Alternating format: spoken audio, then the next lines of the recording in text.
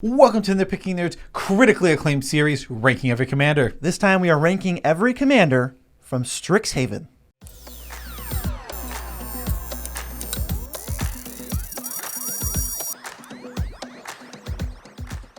I'm your host, Joe Cherries. I'm your host, Beezy, and that makes us the Nitpicking Nerds, obviously. One of the most prolific up-and-coming commander channels you'll ever see. And to support us and have us be even more up-and-coming, you can just subscribe. It's that easy. But we're just not going to waste your time. We're going to get right into the video. Yes, we're hopping into the video, and today we're looking at all 22 commanders from Strixhaven, and, well, we put them on a list with every other commander ever. Yes. We rank them by 5 things. Beezy, tell them what those 5 things are. Those 5 things are power, fun, artwork, coolness, and uniqueness. All of those 5 are worth up to 10 points, which gives you a total of 50 max. And we're going to sort these 22 new commanders into the overall list we have that is now 1,106 legal commanders. Going to sort them in and then tell you where they end up. So first, one thing I want to say before we hop right into it, for anyone who might be new to this series, the reason that we do it this way is because we don't just want to list the most powerful commanders. That's not really interesting. We want interesting, fun. Basically, it's how interesting is the card overall, lumped and taken across 5 categories. Yeah, this isn't a power tier list. I mean, we have every commander has a power ranking, so you could just use that. But this is an overall, all the qualities that contribute to an awesome commander. Let's start with the not awesome commander, the worst commander in the set. Well, it is Mila, Crafty Companion, ranked at 859 above Nostro and below Inferno Kirin. 1 white legendary creature, Fox 2/3. Whenever an opponent attacks one or more planeswalkers you control, put a loyalty counter on each planeswalker you control. Whenever a permanent you control becomes the target of a spell or ability an opponent controls, you may draw a card. And it's an MDFC, so the flip side is Luca, Wayward Bonder. 4 red for a 5 loyalty planeswalker. +1, you may discard a card. If you do, draw a card. If a creature was discarded this way, you draw 2 instead. -2, return target creature from your graveyard to the battlefield. It gains haste, and you exile it at the end step. And then -7, you get an emblem with whenever a creature enters the battlefield under your control, it deals damage equal to its power to any target. Boo. Boo, boo, boo, boo, boo. I hate this card. Beezy talked me up on like every grade for this one. And I also hate this card. We were trying to figure out whether this card had a power level of 1 or 2. 0 means this card literally does nothing. We have Tobias Andrian is a 4/4 for 5 with no abilities. That's a 0. This is like, there's so many words, but the both halves are so bad. We talk about like the proactive defense cards being typically bad. That's all the first side is. It doesn't actually do anything proactively. And then Luca sucks. Yeah, Luca sucks. He can draw, basically, even if his +2 is, or +1 is draw 2 cards, that's not that good. And he minuses, and like, so you just stuck 2 crappy cards together. And why does he reanimate? He's a mono red Luca.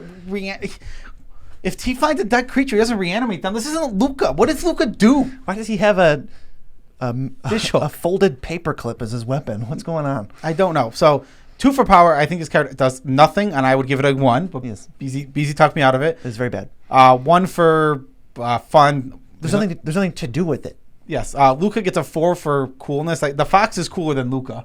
The Fox can like make fire. Mm-hmm.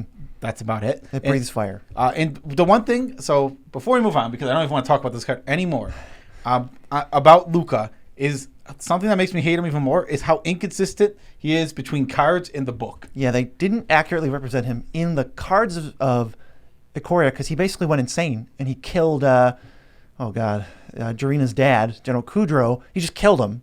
And then he attacked the city with monsters. And the only card in the entire set that would even hint that he's evil is Weaponize the Monsters. But when you just see that, you go, I don't know, is he evil? I don't know. Yeah. So moving on to the next one. It is 737 Kian, Dean of Substance. Right above Arcanus, right below Annex and Siamede. 200 green for a legendary creature, Elf Druid. 2/2. Tap, exile the top card of your library. If it's a land, put it into your hand. Otherwise, put a study counter on it. 4 and a green. Create a 0/0 green and blue fractal creature token. Put a +1/+1 counter on it for each different mana value among non-land cards you own in exile with study counters on them. And it's an MDFC. So Ibrahim, Dean of Theory, is the other side. 2 blue for a 3/3 bird wizard with flying. X blue tap. Exile the top X cards of your library and put a study counter on each of them. Then you may put a card you own in exile with a study counter on it to your hand. So he exiles X cards, and you draw one of them, and the rest have study counters. So these two work really well together, and they both kind of suck apart. And how are you ever supposed to get both? You're going to have to cast the blue side, activate it after you untap with it, then blink it so you get the green side, then pay 5 mana for like a 3/3. Yeah. So Whoa. basically what ends up happening here is you just end up with 2 cards that just don't do enough by themselves. The front side is a really slow engine at creating tokens that aren't even that big. And the back side is way overcosted draw spell. Yeah, draw 1. It draws 1. Yeah, no thank you. For 3 mana at the minimum, I mean, we just don't get enough out of this card for it to be powerful whatsoever. Again, because there's nothing we can do with it, it's not very fun. It doesn't let you play a whole lot of Magic, so it can't have a lot of fun grade for it, and your opponents don't really have more or less fun based on this. Fun is usually 5 for you, 5 for the other players. The artwork's good. I like that the cycle, and for the lore, I like the cycle of Deans all like are at odds with each other, the MDFCs. I think it's really cute. So they all don't like each other, but at the same time, they all work well together. They basically like begrudgingly respect each other, but they don't get along. And you forgot the most important part of lore about this card. The back guy is an owl, and he writes on the chalkboard, and when one of his students misbehaving, he just turns his head around 180. Yeah, 180 degrees to just glare at them. It's so good. It is the best thing I've ever imagined. That is the only reason this got just high lore, because like all of the Deans they're both polar opposites, and they despise each other. And they have basically generic personalities other than that. Yeah, very much so. But we can move on. The next one is Plarg, Dean of Chaos. 1 in the red, legendary creature, Orc Shaman 2/2. Tap, discard a card, draw a card. 4 in a red, reveal the top card of your library until you reveal a non-legendary, non-land card with mana value 3 or less. You may cast that card without paying its mana cost. Put all revealed cards not cast this way on the bottom of your library in a random order. And the flip side is Augusta, Dean of Order. 2 and a white for a 1/3 human cleric. Other tapped creatures you control get +1/+0. Other untapped creatures you control get +0/+1. Whenever you attack, untap each creature you control, then tap any number of creatures you control. Now, you won't believe this, but these Deans actually hate each other. They can't get along at all, but in terms of power, they are very weak. I think the best case scenario of the flip side is maybe you generate a couple mana with mana dorks, or your creatures essentially get the better half of +1/+1, whatever you want. And the Plarg just kind of like finds a random spell, so you can't control it. The power level is just low. There's probably something with the back. The problem is the colors, and that's only the colors. Because there's definitely ways to go infinite if you add green to this, right? But we don't really have green. No, we don't have green, so overall just mediocre at best. It could be a little fun, especially when you do the chaos side of the front half. Do a little random action. It's not a bad effect. Yeah. How about art? He looks okay on the front, and I really like the back art a lot, but the front art's just whatever. I don't think a bad art... So there's 2 artworks. I don't think a bad art would hurt the grade, but good arts help the grade. So, like, if the front art was a 10, well, the full thing's just going to get a 10, even if the backside sucks. Yeah, but the backside is better for me in this one. And just a random fact about the lore, Plarg is blind. Oh, yeah, Plarg is just blind. I forgot about that. Yeah. And then the other one, Augusta makes dioramas of history. Yeah. So silly. With magic. Yeah, so goofy. Magical dioramas of history. We're kind of skipping over uniqueness a little bit. You might be noticing that with these bottom ones, but we're trying to go a little quicker because these are the boring ones. We want to get to the interesting ones. Yeah, and we have to go worst to best, so there's suspense. Whoa. Up next is Tanazir Quandrix. He's coming in at number 562 overall. He is above Uyo and below General Kudro, who we just talked about. 3 blue-green for a 4/4 Elder Dragon with Flying and Trample. When it enters the battlefield, double the number of +1/+1 counters on target creature you control. And whenever he attacks, you can have each other creature you control's base power and toughness equal to his power until end of turn. He loves squares and symmetry, and I love the math theme. I'm totally here for it. I think this card's actually pretty good. You're going to play a bunch of creatures that are tiny, and then put a bunch of counters on them so that when Tanazir attacks, they're going to get like +3/+3. Yeah, plus if you augment Tanazir's power and toughness in any way, you'll be changing their power and toughness to whatever. So if you give him like +5/+5, all of a sudden all your creatures are 9/9s. Yeah, in terms of fun, I think there's a lot of different ways to brew this. You can go maybe a little Voltron-y, make just something huge, you know. Oh, my Gyre Sage is a 10/10. Well, now it's a 20/20. Yeah. But I do think it's a little linear. It's just going to be, you're going to be an attack strategy. So like that's where it loses the fun. It's still overall pretty cool. Art is good. Raven Swineland did all of these Elder Dragons. They're all very good. I actually love the normal arts for these, and they have alt arts, all of them, that are like the extended art ones, and I'm not a big fan of those ones. I think 4 out of 5 of them kind of stink. Yeah, I'm not a big fan. But Wayman Slamlin killed all of these arts. I think this is the worst one, and it's still very good. Yeah, home run. The scale is amazing, and they all look just like they would have founded the schools. Yes, I love it. I love that so much about these cards. And actually, I'll say every dragon, because this is probably a question we're going to get, every dragon except the Witherbloom one has like no lore, at least right now, so we're going to skip those for the Elder Dragons. Yeah, we're giving them 5 for coolness because they're Elder Dragons, and Elder Dragons are cool. Next up, coming in at number 547, we have Rutha, Mercurial Artist, above Rayami and below the red Achroma.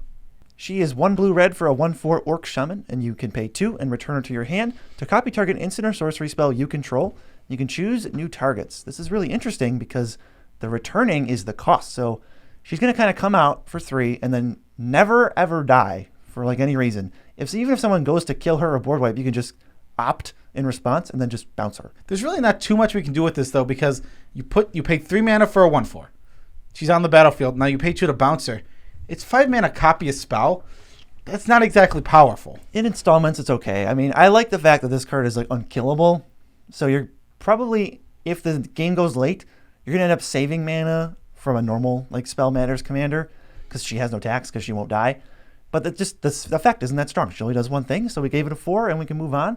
Her fun, it's pretty up there. I think there's some crazy things you can do with it. Yeah, of course. I mean, this is copying spells. There isn't too many commanders that can just copy spells like this. There's some, but not many. Yeah, exactly. The art is great. I love the little circle fire ice thing she's got going on. Yeah, I like that. I don't like the way the orcs look on this plane. It has nothing to do. I think it doesn't have anything to do with the artist actually drawing it, but I think they look like poop. The design. It kind of reminds me of the Azra from Battlebond, which are just purple people with dumb horns. Yeah, they have like the teeth of like, I think the orcs, actually, yeah, orcs from World of Warcraft have those kind of teeth. Yeah.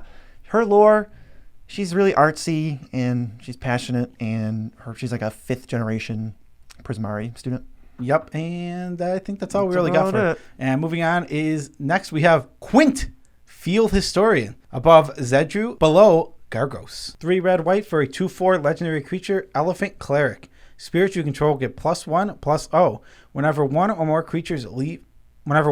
cards leave your graveyard. Create a 3/2 red and white spirit creature token. This card isn't very powerful, but with something like Underworld Breach, I think it's super cool. I wish there was just more to do with this. It is 5 mana. You throw it out there, and then you have to start doing stuff after paying that 5 mana, and that is just not what we're looking to do in Commander. The Lord effect is okay. It's kind of just ends up being a blank. It's nice to have. I'd rather have it than not have it, but it doesn't contribute much to the overall power. If it wasn't here, this card probably would still have a 3. Yeah, I mean, ultimately, what's the difference between making 3/2s and making 4/2s?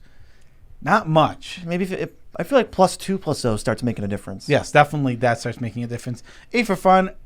Like I said, if there are lots of cards that work with this and you can do cool things with, where you can just remove a card from your graveyard, get a 3/2, and like you can just keep doing it over and over again to get tons of 3/2s. Yeah, speaking to fun and uniqueness, these new Boros cards, totally new direction we've never seen before with these colors, and it doesn't suck, and it's not just attack with creatures. So I'm really excited to see how these commanders play out and what they can do going forward with other colors.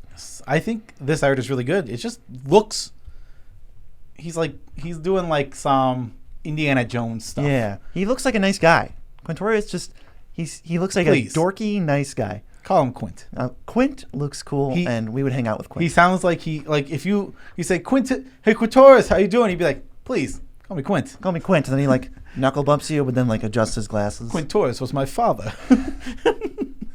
We move on now to Shale, Dean of Radiance, coming in at number 394, above Odric Master Tactician and below Safi Eric's Daughter. 1 and a white for a 1/1 bird cleric with flying and vigilance, and it taps to put a +1/+1 counter on each creature that entered the battlefield under your control this turn. And it's an MDFC, so on the back we have Dean Ambrose. 2 black for a 4/4, tap, put a +1/+1 counter on another target creature, then Ambrose, Dean of Shadows, deals 2 damage to that creature. Whenever a creature you control with a +1/+1 counter on it dies, draw a card. Jeez, he's a mean teacher. I think Shale is pretty awful in terms of power. It just like barely does anything. But Dean Ambrose, that's where you get the static effect that can take place this turn if you just sack a bunch of creatures with counters on them. And this kind of like a Midnight Reaper in your command zone. Yeah, Dean Ambrose is pretty powerful. But ultimately, it's so much worse than actual Midnight Reaper and actual Grim Horror specs. Well, yeah. You got to do like some jumping through hoops. So obviously, this is going to be a white-black +1/+1 counters deck. But once you're doing that, you get some powerful things. I mean, you play cards like what's Cathar's Crusade, where just all your creatures have counters. Always, like if a creature enters, it gets a counter for your team. So you're always going to have counters, and you can do some powerful things. I mean, all you need is a sack outlet, and all of a sudden, all your dorky creatures turn into draw. He can also kill some creatures if he needs to. Right. He can just haul off and punch a student in the back of the head, and they won't get up. Yeah. And he goes, "I'm better for this. I am better for having done this." he's a big jerk. Yeah, he's pretty fun to play with, though. I think you'll enjoy it. Yes, he's a 6. He's about average in the fun. He's not crazy fun, but I think that's mainly because Shale is not pulling her weight. what is Shale doing? Shale's doing What the nothing. heck? Vigilance? It's a 1/1. It's a 1/1 vigilance. They'll be decent in limited, I guess. Maybe. I think Dean might be better. I don't know. Yeah, probably. But then there's a 9 for art. I think the front art is very good. Shale, finally pulling some weight. Yeah, Getting better art than Dean. Yeah, Dean has good art, but Dean. His name is Dean Ambrose. They're both Deans. No, his first name is Dean. Yeah, but the art on the front is very, very good. I like it a lot. Totally. They're at odds with each other.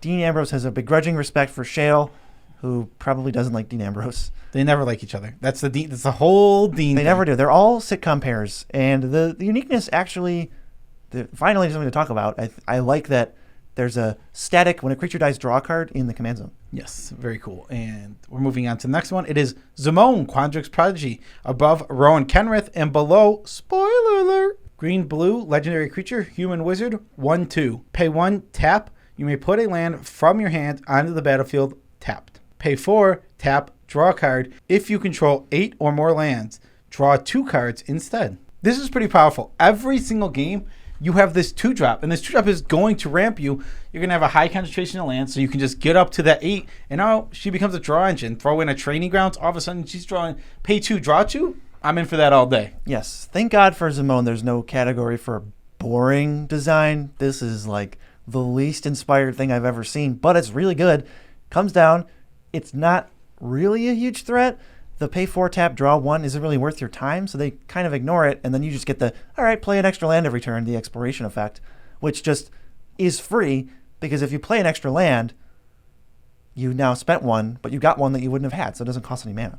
Yeah, and you're going to have all of the when a land enters draw card guys in your deck. Oh, yeah. This deck isn't going to be very exciting, I think fun, though. but it will be fun. You're going to draw a ton of cards and go off. I think the 1-point loss, your opponents aren't going to have fun when they see you doing the same things over and over again. It'll be a little stale for them, I imagine. The art is amazing, though. I love that she's just a kid. I mean, this moves into cools, too, but she's just a really smart kid. Yeah, she's a really, really smart kid. She even knows about other planes because this plane, Arcavios? Arcavios, it's I hate the name so much because it's just like it's supposed to sound like something. Anyway. Archive. It's supposed to sound like archive. I was thinking arcane. Whatever. It's stupid. I don't like it. But she knows about other planes. She's actually the flavor text for like Blue Sun Zenith because she's like 5 suns. Imagine doing the calculations on that. Oh, she's such a geek. She's a huge nerd. I don't know how old she is. I think she's like 12. She looks like she's like 12. Yeah. She looks real young. Uniqueness. This is Simic. Put lands into play. Draw cards. Get out of here. The only unique word on this whole card is 8. Simic does 2 things. Draws cards, puts lands in play, and counters. Those are the only 2 Simic. Stop it, Simic. Leave us alone. Maybe we'll get to some, when we do the Commander 2021 ranking every commander, we'll get into some other Simic territory. Yes, that'd be great. For now, let's get on to Killian Inc. Duelist. His rank is 387 overall, and he is right above Zimone and right below Aroas, God of Victory. He's black-white for a 2/2 with Menace and Lifelink, and then spells you cast that target a creature cost 2 generic less to cast. Ooh. This is unique. This is definitely unique. In fact, he got a 9 for uniqueness. What else is doing this? Because, one, it's discounting your auras, your pump spells, all of those type of spells, but it's also discounting your spot removal spells. Yes, I think this is really interesting. There's not too many black-white aura decks that exist. I'm thinking of like Dexos maybe, but that's just enchantments in general. This guy's like, no. So your guys up with auras. I wear one really well. I have Menace and Lifelink. I think it's going to be a lot of fun. Really cool, interesting way to take black-white. Yeah, absolutely. Again, you suit him up. You could throw on like indestructibility, right? Protection from creatures, all sorts of stuff. Yeah, and then he punches good because he has lifelink himself. Menace, he's tough to block. Yeah, I'd love to throw a 3-mana Spectre Ward on this guy. So you just play him and then Spectre Ward turn 3. Wow, yeah. And now you just get the reduction of 2 for the rest of the game. Yeah, like he's tough. He's tough to answer. You can play all of the protection spells, and you get the added bonus of he makes him cost less. So you can play those a little bit more expensive ones that might cost like 2 and a white to do some weird thing, but all of a sudden it's only a white and it's way better. Yeah, you can probably rack up commander damage kills too. I think this card's great. The art, not great though. Not too good. So we went to the wiki actually because we were reading up all their lore. Yes, because that's something we do with these ranking every commanders. But there's a really good art on that website, and it looks really, really good. And I just wasn't impressed with his normal art. It just looks like people don't move the way he's moving. He looks very stilted Yep. and not detailed. No. Look at Killian's art on the MTG wiki. It looks super good. And like he just looks like. Also, I like that in his description. It really, really hits home how handsome he is. He's so handsome. He's like a hot Draco Malfoy. His dad is Dean Ambrose, so he's under a bunch of pressure to be a good student and deal with his stupid dad. And he's friends with Dina after they accidentally awaken some kind of monster in the woods. Well, yeah, Dina was drawing. Well, we can get to Dina's later. Well, I was just saying, Dina was drawing energy from past. Well, their story's the same. This part, Dina was drawing energy from past. He was mad, so he like threw some ink. Yeah. And they combined to like make an evil monster thing. And they beat it up, and he almost died, but she saved him, and now they're friends. Yes. The end. Moving on. Next, we have Valentine, Dean of the Vein. Black legendary creature, vampire, warlock, 1/1. Menace, lifelink. If a non-token creature an opponent controls would die, exile it instead. Whenever you do, you may pay 2. If you do, create a 1/1 green and black pest creature token with, when this creature dies, you gain 1 life. And his flip side, Lisette, Dean of the Root. 2 green for a 4/4 human druid. Whenever you gain life, you may pay 1. If you do, put a +1/+1 counter on each creature you control, and those creatures gain trample until end of turn. Yes. So this card is actually at 383. I don't think I said that. But this card is cool. It does a lot of things. It's like this weird graveyard hate for only 1 mana, which is interesting. Then on the backside, if you're gaining increments of like small increments of like those 1 lives, especially with pests that are being made, again, they work so well together, but we can't quite get them to go together, which so is hard. A little sad. But she just pumps your team very easily to make them all threats. I think your commander is mostly going to be Lisette on the backside, but I just think Valentine's really cool design of straight up, it's going to exile everything. They're not going to be able to do any graveyard combos. That just works. And the pest thing is, if you have mana laying around, don't look at it like a bad pest ability. It's a really good graveyard ability with something tacked on. Exactly. I think this will be an extremely fun commander. Again, you just gain little increments of life. Maybe you attack with a 1/1 lifelinker. Then you just pay 1, put counters on your whole team. And it's only 1 mana every single time. As long as your deck reliably can gain that life, it's going to be pretty strong. Yeah, so Valentine wears counters very well, and then it's going to mess up your opponents if they're doing graveyard things, and Lisette is your main commander that's going to just buff up your team so you can win. Exactly, yeah. The arts are really good on these. Nothing super crazy, but they look good.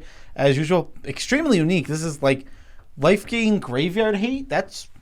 Where have we seen that before? No, I like it a lot. I think it comes together in a really cool package. And you get the boringness of these deans hate each other. Valentine is okay with killing things, and the green one is not because she's a hippie.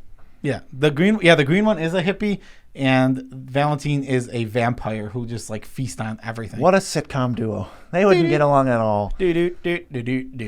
Let's move on to the next highest ranked commander on the list. It's Uvilda, Dean of Perfection. Above Naban, another Dean, but not from this set, and below Lathril at 373. Tap. You may exile an instant or sorcery card from your hand and put 3 home counters on it. It gains at the beginning of your upkeep. If this card is exiled, remove a home counter from it, and whenever the last counter is removed from this card, if it's exiled, you may cast, and it costs 4 less to cast if you exile this way. Lucky for Uvilda, there's a good card on the back. Nasari, Dean of Expression. 3 red for a 4/4 at the beginning of your upkeep. Exile the top card of each opponent's library. Until end of turn, you may cast spells from among those exiled cards, and you may spend mana as though it were mana of any color to cast those spells. Whenever you cast a spell from exile, put a +1/+1 counter on Nasari. Let's just ignore the front side because it is awful. I'm not interested in that in any capacity. So we have the other side. The trouble is that this doesn't trigger on ETB. You have to wait a whole go around to start getting its value. It's fine, but it's more fun than good.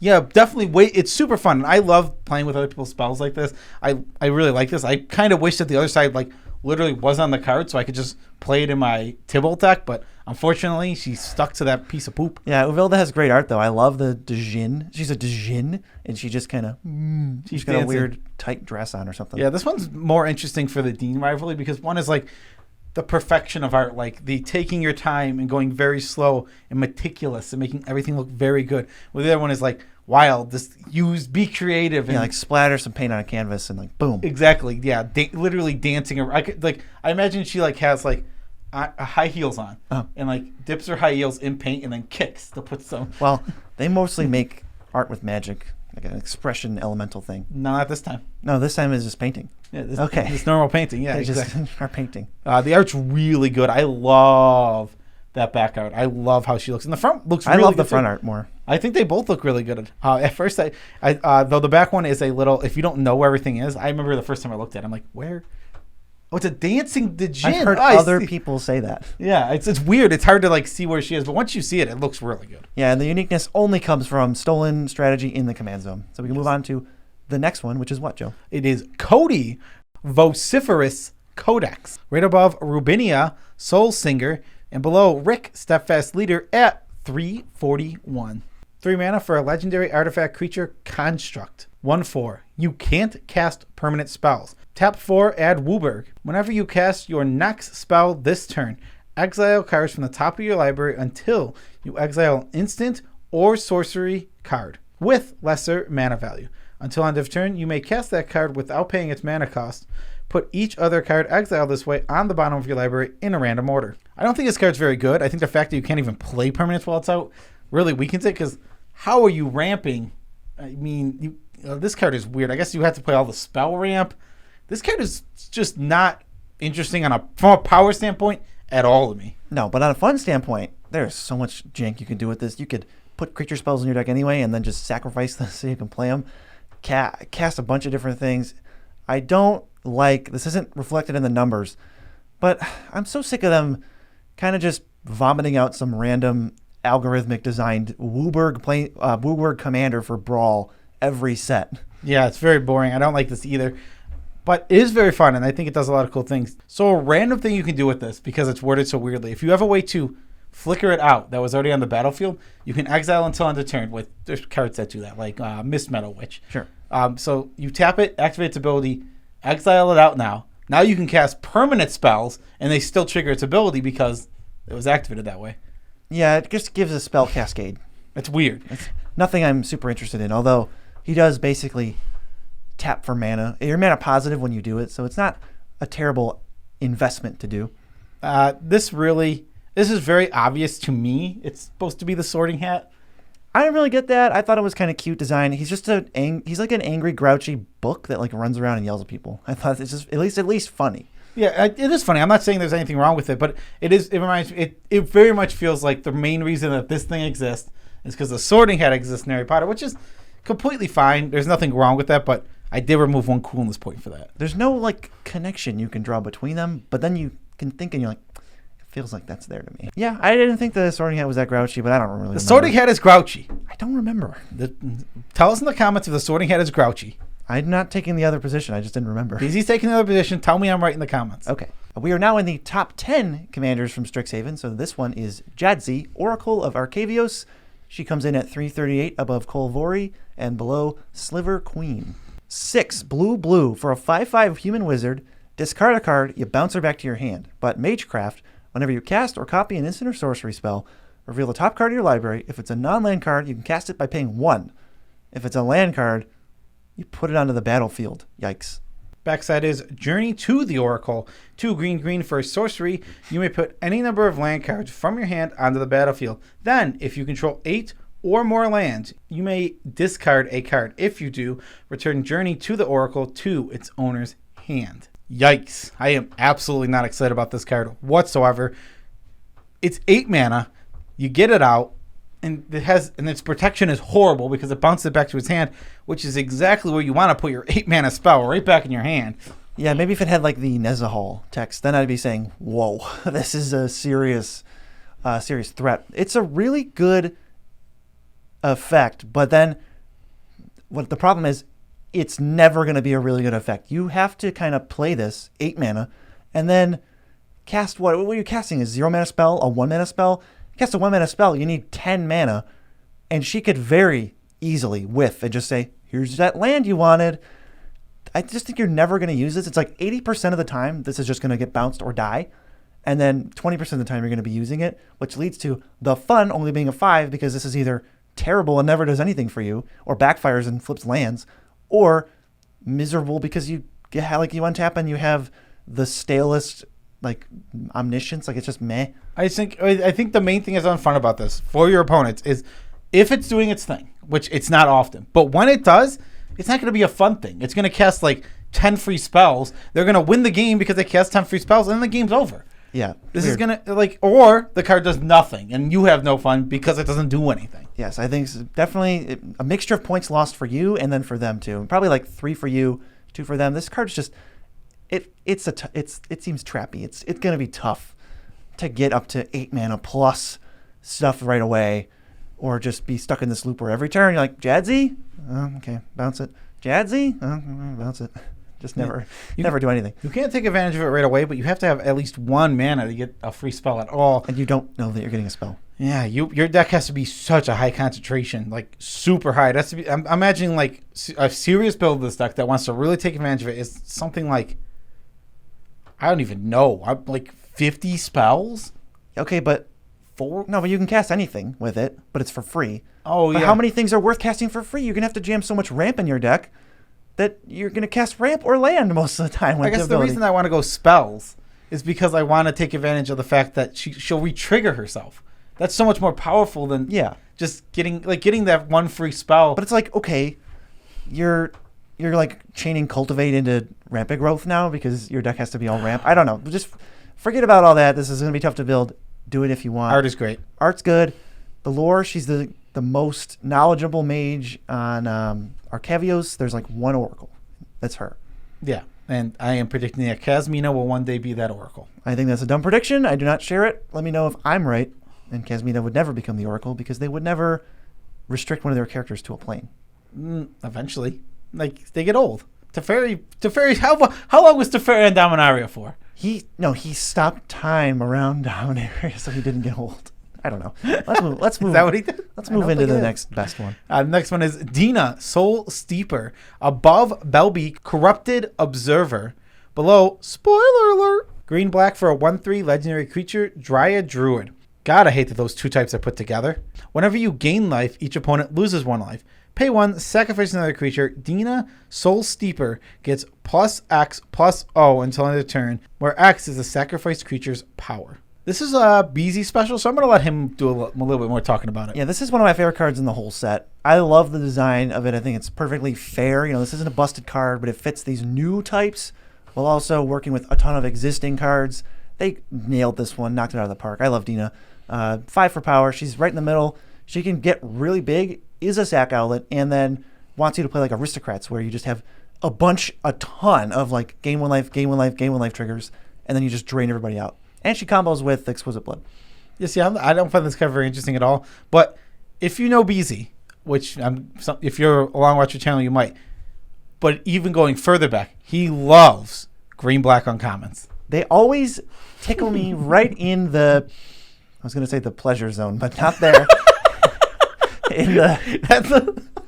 Well, you know what?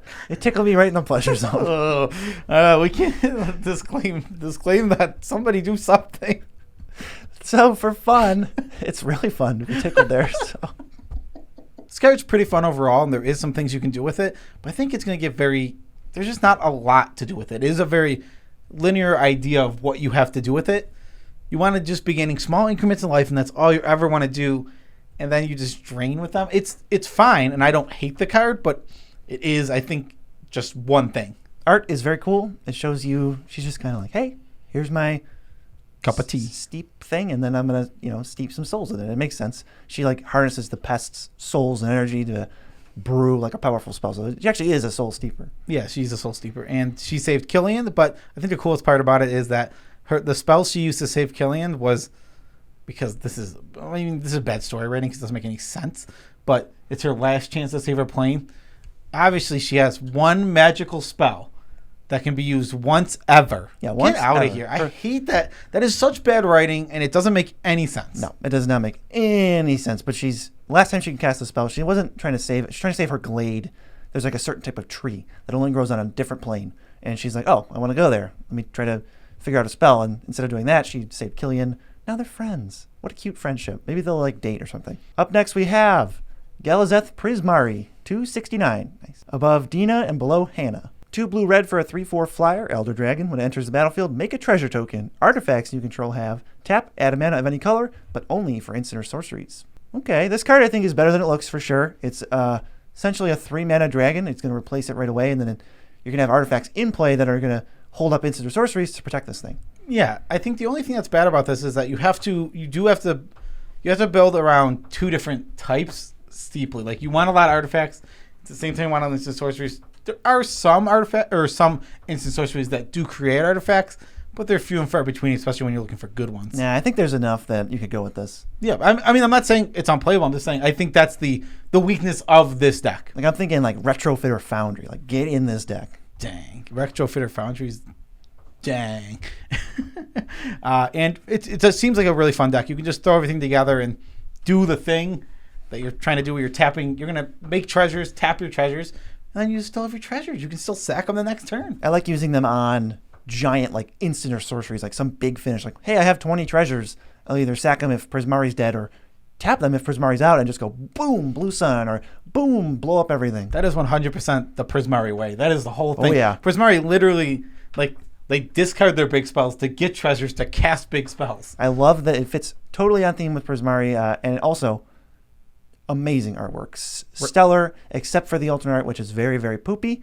The lore, there's like none. So it's the dragon, elder dragon, like overseer, founder of the school. So that's good enough. And I think this is a pretty unique card. Yeah, the only card that kind of reminds me of this is Urza. Urza's obviously better than this card, but it's tough to be better than Urza. No, Urza's in the probably top 100 in this list. So he's an amazing commander, absolutely great. But Rimus Violence, shout out to you again.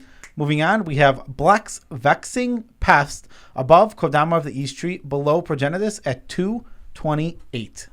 2 and a green, a legendary creature, Pest. Other pest, bats, insects, snakes, and spiders you control get +1/+1.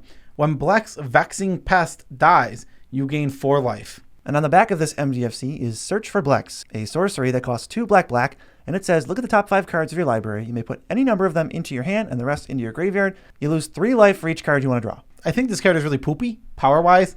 The backside is a steep cost to draw cards. 3 life is a lot. 15 to draw 5 or 12 to draw 4. When does this start to be appealing? 9 for 3 maybe? That doesn't even sound appealing. That sounds like way too much. The front side... 3 for 1 just feels like you're getting ripped off. Yeah, exactly. And the front side is an okay creature that pumps. It's going to be a cool deck itself because it pumps up like all these weird types. You can have your spider bat deck. Yes, this one might really want to be in standard or something where you can play 4 Blexes, and then when you have Blex out, well, you just search for him. It's not a dead card. Yeah. Maybe that like little life gain synergy, but this card's only a 2. I think the fun of it, definitely we said, the spider, like the Swarmyard deck, basically. And the art's good. I like the goofy guy looking through the bush on the backside. My favorite part of this whole card is the lore behind it. Okay, so I got to do this because this is definitely probably my favorite lore card from this set. So pest, they take care of the pests usually really well until they need to use them for their energy to cast big spells. That's what Witherbloom do with the pest. So they're taking care of Blacks, and he grew a little bigger than a normal pest, and he's smarter than a normal pest. So what he did is he saved all of his food that they were giving it, and they put it aside. And then when the student went to go take it out to do a spell with it, it threw all the centipedes in the student's face, and then it ran away. And he got away. And now the backside, which is Search, is a what is hazing ritual. Hazing ritual of the Witherbloom, where they send them out and they eventually find the pest, and he's way bigger than they ever expect. And they can't handle it. Yeah, he's absolutely huge. They can't handle it, and he gets away every time. It's super fun. I love Blacks. The flavor is amazing. No, and this card is unique too. Yeah, flavor, absolute 10 out of 10. Yeah, super unique. I mean, again, there's only like 3 or 4 of these spell guys. Yeah. Front side, back side, super cool. Up next, we have Vitamachus Lorehold, right above Titania, below Zalortha at 199. 5 red, white, legendary creature, Elder Dragon. 5/5, flying, vigilance, haste. Whenever it attacks, look at the top 7 cards of your library. You may cast an instant or sorcery spell with mana value less than or equal to his power from among them without paying its mana cost. Put the rest on the bottom of your library in a random order. So at first, maybe you're like, this doesn't seem that powerful. And I'm like, oh, what if you just keep doing extra combats? All of a sudden, this card goes from being like okay to really good. Yeah, people are going to die real fast. You're going to have things that augment his power so that he comes out as bigger than a 5/5, and then he attacks, maybe for 7 or 8, and you just go, hey, look at the top, all of my deck, and I'm going to just cast extra combats for the rest of it and kill you. Pretty strong, doesn't really translate into a ton of fun, and I will say, aside from its amazing artwork, I'm calling this card Vitamachus. Vitamachus? Yeah, again, no lore for this. Sick of that. Very unique, though. This reminds me of Narset, where I think all you have to do is like get a God's Willing in your hand, wait for 8 mana, play this. Now, maybe if they go to remove it, you do this God's Willing, and then you just win. You win because the extra 7 cards is so deep. Yeah, or 5 cards minimum. Yeah, exactly. Yeah, I think this card is it's probably not going to be super fun to play against, but it will be fun to play. Let's move to Mavinda, Student's Advocate, one of the best in the set. It's 152 overall, above Archangel Avacyn and below Venser, Shaper Savant. 2 and a white for a 2/3 bird with flying, 0. You may cast target instant or sorcery card from your graveyard this turn. If it doesn't target a creature you control, it costs 8 more to cast this way. If that spell will be put into your graveyard, you exile it instead. This wants targeted tricks, combat stuff, cantrips, and anything else you're going to pay 1,000 mana for. But I like that it's there. The main thing about this is that's mono white. That's its biggest weakness, because you're not really spell slinging in mono white isn't really there. There are pump spells, there are some things, but in the end, you're just going to end up suffering because mono white doesn't have enough of that. Yeah, and we are talking about these cards as commanders, so this is the only monocolor commander in the set, which is very interesting and a little bizarre. I think overall, this is going to be a ton of fun to play. You're going to be spell slinging every single turn you're casting an instant, and I think the art's great. Literally taking a student under her wing. Yeah, literally. I noticed that. I said it. It's my thing. I'm guessing it was intentional because she is a bird and a guidance counselor. Well, she's a bird / guidance counselor. So like she does take students under her wing, and I'm guessing obviously that was intentional. Love it.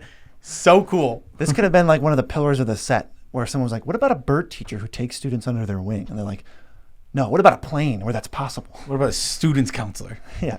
Or counselor, student counselor, whatever. Yeah, and this card's super unique. Yeah, nothing does with this stuff. Yeah, again, I think the most unique part about it, it's like, okay, casting spells from your graveyard, having to target things that you control. Okay, that's all unique. And then if you don't, it costs 8 more. What? Cast your 12 mana Wrath of God. Obviously, it's so strange. I do love that it is strictly better than her not being able to cast them. Right. Up next, we have Hofri, Ghost Forge, above Joyra of the Gitu, and below Bruna, the Fading Light. 129. 3 red white legendary creature dwarf cleric.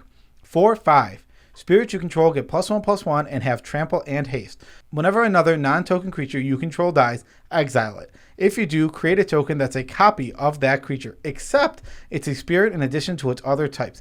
And it has, when this creature leaves the battlefield, return the exile card to your graveyard. This is an awesome direction for Boros. Your creatures have second lives, and then they're the same creature when they enter again. So you're going to get leaves triggers and ETB triggers. You're going to be able to do like aristocrats things and just smash in for a ton of damage. And after they're done, they go back to the graveyard. So this card, pretty strong. Yeah, and when they come back, they're much like DK. They're bigger, faster, and stronger too. Yes, they're not the first member because you're going to be making a bunch of them. Yeah. But the rest is true. Yeah, exactly. So that's awesome. With DK rap reference, Nitpicking Nerds really just kicking in the gear. Art is perfectly fine. I'm not really too excited about it, but it's done well. I'll give credit where credit is due. How about his lore? Lore. So he was originally Prismari, and he was an artist, and he felt like he was missing something. So he joined Lorehole, and he brought those two together to become like the only guy who can like recreate the statues, which are ways of summoning the spirits from like his magic and his memory. Really cool. He's the only one who can kind of summon spirits without a statue, because he just makes a statue. Yeah, they usually need a statue, because if they have the statue, they can just summon whoever. They can summon the spirit that is the statue. I'm picturing this in real life, and they're just kind of like summoning George Washington. So for Boros, this card is absolutely 10,000% unique. He pumps your other spirits, which there are spirits in these colors. I mean, Remorseful Cleric and Selfless Spirit are just super playable spirits that are in your colors. And now, plus with those cards, you sacrifice them and they come back as bigger spirit. Well, they're the same size spirits, but they have a second life and they can do their thing again. That's pretty awesome. They come back bigger. Oh, no, they come back the same size because they're already spirits. Right. They have 3/2s and then they're 3/2s again. Good luck getting through my double Selfless Spirit. Yeah, that's pretty awesome. This card is really cool. Super unique for Boros. Yeah, and if you have like Sun Titan, it's like, well, now I have 4 layers of Selfless Spirit. So this isn't going to...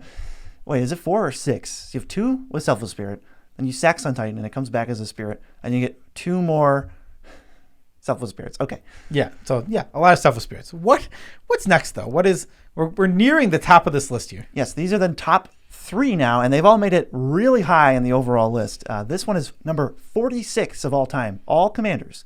Shadrix Silverquill, above Fellow Dragon Parash, and below Fellow Dragon Nicol Bolas. 3 white black for a 2/5 Elder Dragon with flying and double strike. At the beginning of combat on your turn, choose 2 of the following, and then each mode must target a different player. Somebody makes a 2/1 white and black Inkling with flying, somebody draws and loses 1, and somebody puts a +1/+1 counter on each creature they control. See, that one sounds like something I'm going to take, and then I have a 3/6 double striker that's going to get bigger next turn, and I'll give away stupid Inklings until my Shadrix goes away. Yeah, exactly. You can the Inklings aren't going to do too much to harm you, or even better for you. You can take the card draw sometimes, or take an Inkling for yourself and say, you have no creatures? All right, you get nothing. Yeah. Oh, hey, don't attack me next turn, and I'll buff up your team. Puff them up. He'll puff up I'll your puff team. your team. Ugh. That sounds weird. Yeah, I don't like that. The art, again, Raymond Slyland, you absolutely killed it. Thank you for these arts. You have a gift. Yes, you are a very talented artist. No story for Shadrix. Sorry. 5. Sorry, man. Yeah, but uniqueness, this is super cool. If you do the ability, you have to give something to an opponent. Yes. Which makes for both either you can do politics with this, but you don't even have to be political. You can just always do what's worse for them. Yeah, you make deals, and you can only choose 2, so it's not like everybody gets something, but you can pick a friend even. Like, hey, you want to be friends? I won't attack you with this Shadrix. I'm going to blow their lives up over there. Yeah, I agree. I love the political aspect combined with the fact that this card is just good even if you play no politics. Yeah, on its face, like a 3/6 double strike that you can then pump from there or next turn or something. Yeah, I like it. Yeah, you can augment this thing's power real fast. I mean, it pumps itself every single turn, and not just itself, your team. All right, the second best commander from Strixhaven is Beladros Witherbloom, coming in at number 23, right above Nezahal, a fellow elder, and right below Omnath, Locust of Creation.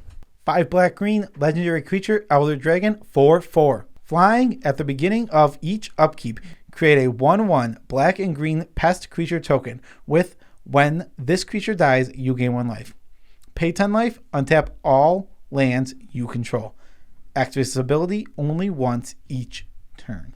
Well, that sounds pretty powerful. Untapping all our lands is going to make sure that this is essentially free, and all the pests are going to make sure we can gain some of that life back that we paid.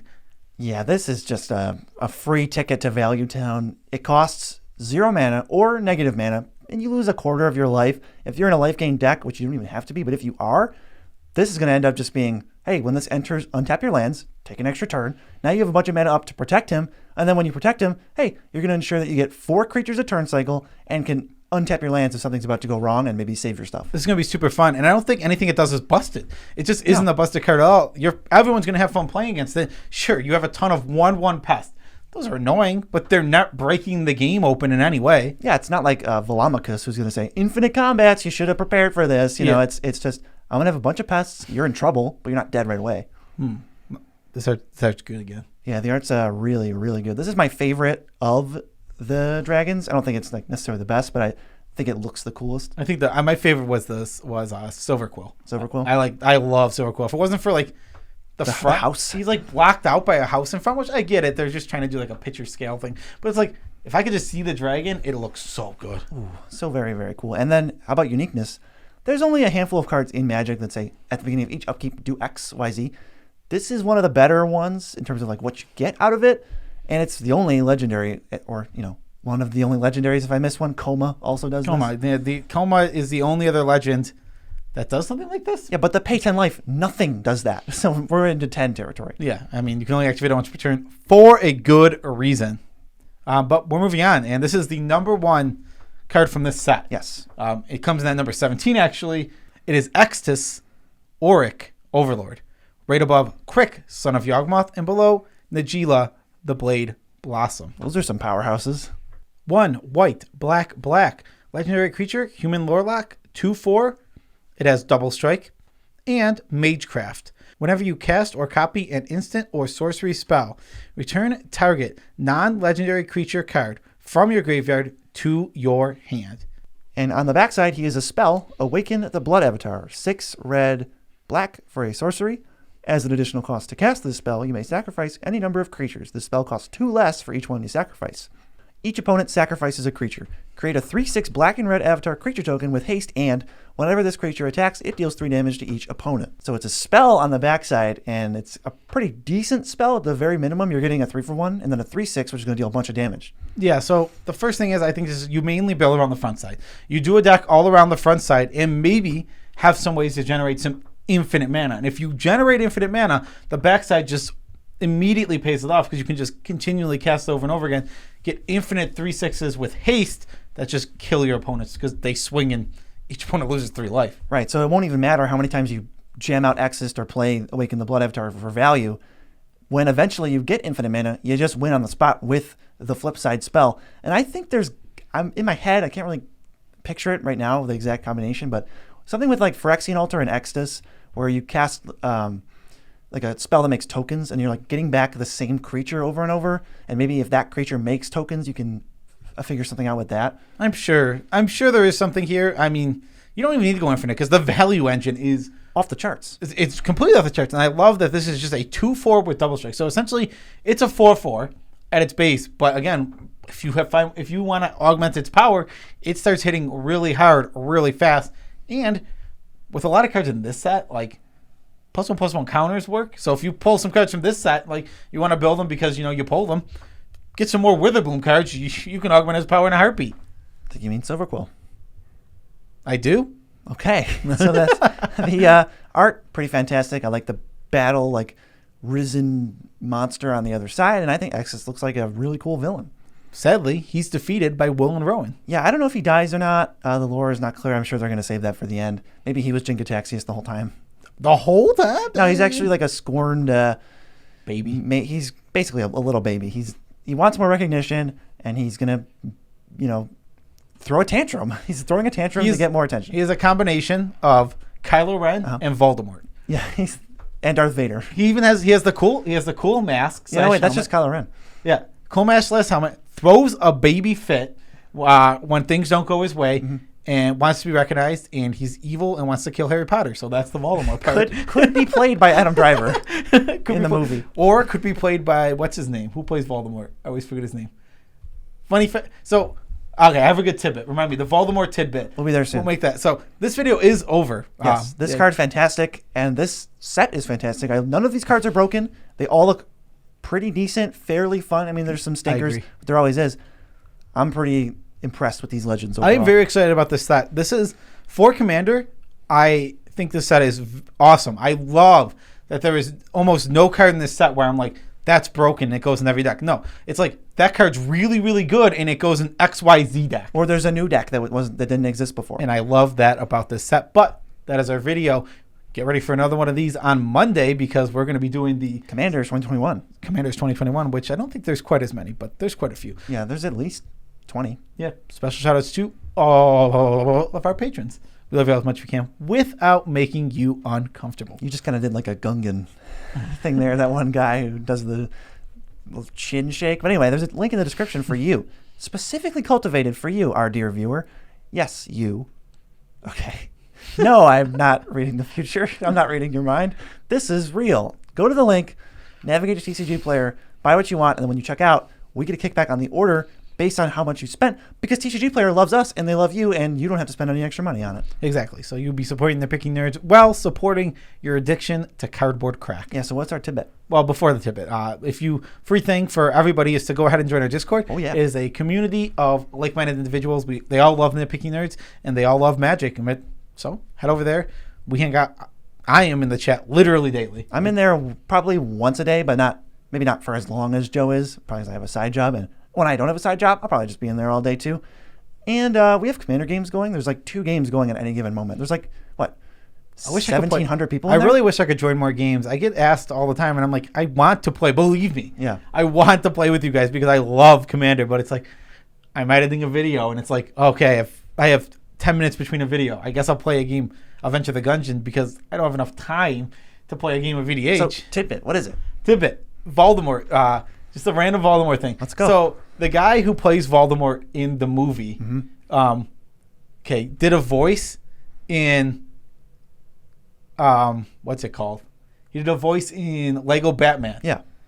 I don't remember who. He might have been Alfred. Doesn't matter. And he wasn't Voldemort, right? But he wasn't Voldemort. Voldemort was in that movie. Voldemort was in that movie as a side character, had a voice. I remember and that. He wasn't voiced by the guy who did Voldemort. Yeah, we checked that. I remember that. Yeah, that's a weird fact. It's such a random fact. I thought that was so annoying. good. Can we just switch him?